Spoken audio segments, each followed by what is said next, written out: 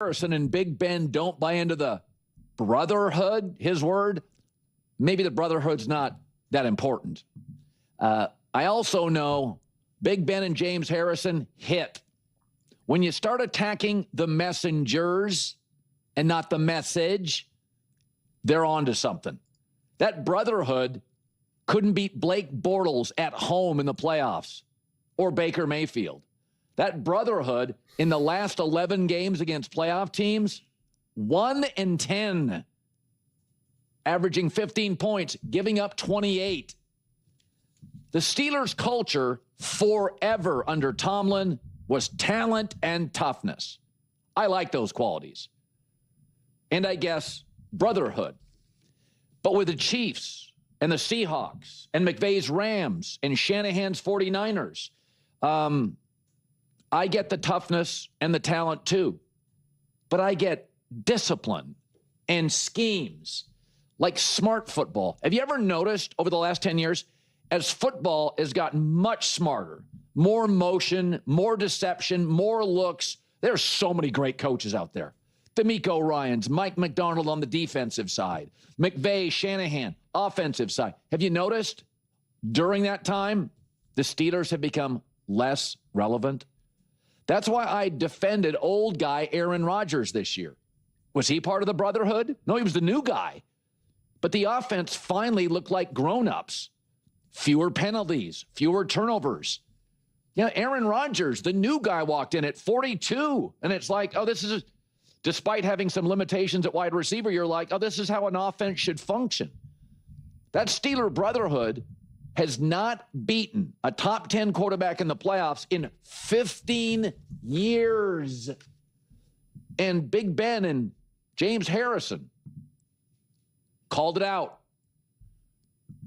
You know, Mike Tomlin, bottom 10 offense, 7 years. Why? Not innovative, not creative.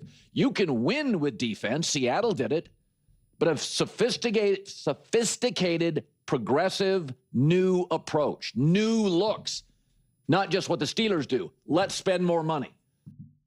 You know, this entire discussion presents some genuinely interesting angles, particularly when you consider the specific examples being used to make broader points about culture and leadership.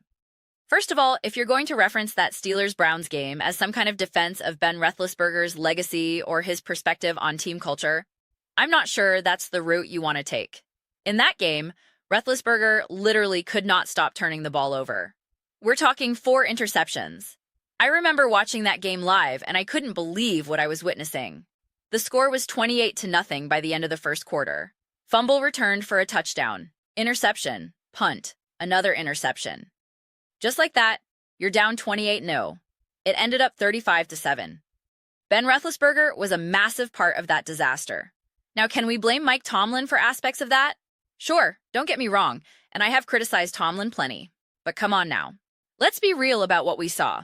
And against Blake Bortles in that playoff game, pretty sure Roethlisberger had another interception and a fumble. One of those was either a pick six or a scoop and score again. I forget the exact details because it was like 10 years ago, but the pattern is clear. Now, as for Ben Roethlisberger's perspective on what a brotherhood should look like or what a culture should or shouldn't be, I genuinely don't care, man. There are some players whose opinions I truly value to the highest degree, and it doesn't even necessarily mean they were unbelievable players. I always laugh when people make fun of analysts like Dan Orlovsky for stepping out of the back of the end zone, as if that diminishes his ability to analyze the game.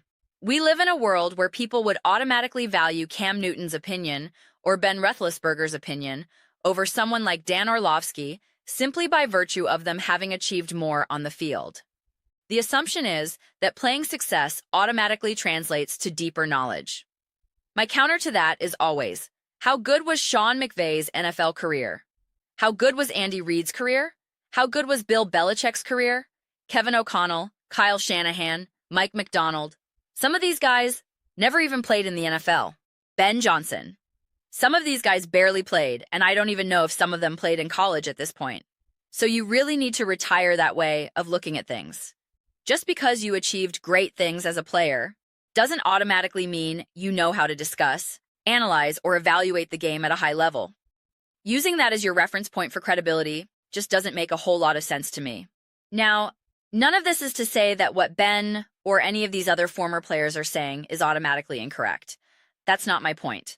But I don't like the connection that Colin tried to draw regarding brotherhood and culture and all of that. That specific linkage, I disagree with. And I'm not here to rehash how good or not good Mike Tomlin is, or to relitigate Ben Roethlisberger's entire career. None of that matters to me, honestly. None of that matters at this point. I don't live in the past in that regard. And interestingly, Colin brought this up himself, and it actually made me want to double, triple, quadruple down on that philosophy. I naturally don't live in the past when it comes to sports, and hearing him make some great points about that reminded me to consciously continue that approach. Because it really is easy, especially if you're a fan, to constantly live in the past. To constantly say, well, back in my day, nobody was better than so-and-so, and I'd rather watch Josh Allen and Patrick Mahomes play than, I don't know, Troy Aikman or something. Just throwing out a random name, that's where I'm at with coaching evaluations, that's where I'm at with quarterback play and everything else. So I am genuinely optimistic and excited to see the direction the Steelers are going right now. Honestly, I think there's a lot of optimism for a lot of teams in the directions they're heading. This is peak optimism season, and people are very quick to automatically cut that down. They tried to do that about the Denver Broncos. Worked really well for them. They tried to do that about the Seattle Seahawks. Worked really well for them, right? They try to do it about some of these teams, and it works out well for the teams, proving them wrong. And then when they try to inflate optimism where it has no business being, like with the Cleveland Browns, how did that work out? Not well. The Pittsburgh Steelers are a well-run franchise. I know they haven't been able to achieve the levels of greatness you would hope for or expect them to reach, and that absolutely deserves criticism. But they have consistently been a well-run organization. I'm not a big fan of the never a losing season stat, because that doesn't actually matter to me as a barometer of greatness or being exceptional or elite. But it is still a barometer of something important. You cannot be a poorly run franchise and achieve that level of consistency. You can't accidentally do that. Now, I'm also from the school of thought, where I'd take a couple of losing seasons if it means you're going to take big swings that might elevate you. I don't mean tanking intentionally. I mean taking calculated risks that sometimes don't work out, but when they do, you hit big and suddenly you're in the Super Bowl conversation. But regardless of philosophical preferences, you just can't accidentally be as consistently competitive as the Steelers have been for so long. So they are a well-run franchise. They do things the right way. Now, often they haven't been able to elevate. They haven't been able to maximize their potential. That is undeniably true. Undeniably true. But to constantly try to poke holes and undermine the culture, the brotherhood, all of that, Colin makes a lot of value statements about the Pittsburgh Steelers, and I don't get it. I really don't. When the NFL is littered with teams like the Cleveland Browns and the Tennessee Titans and the Carolina Panthers, who maybe are just beginning to turn things around, the Commanders before they got Jaden Daniels, and new ownership, there's just a lot of nonsense, a tremendous amount of chaos, and teams that are circling the drain year after year like the Arizona Cardinals. It just doesn't make a lot of sense to me to constantly just poke at the Steelers. Poke at the Steelers, poke at the Steelers, poke at the Steelers. It doesn't make a lot of sense, honestly. That's just the way I view it.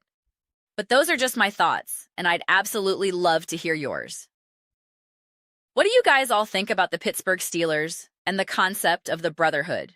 Do you think the Steelers culture is broken, as Colin seems to be claiming? I don't get it.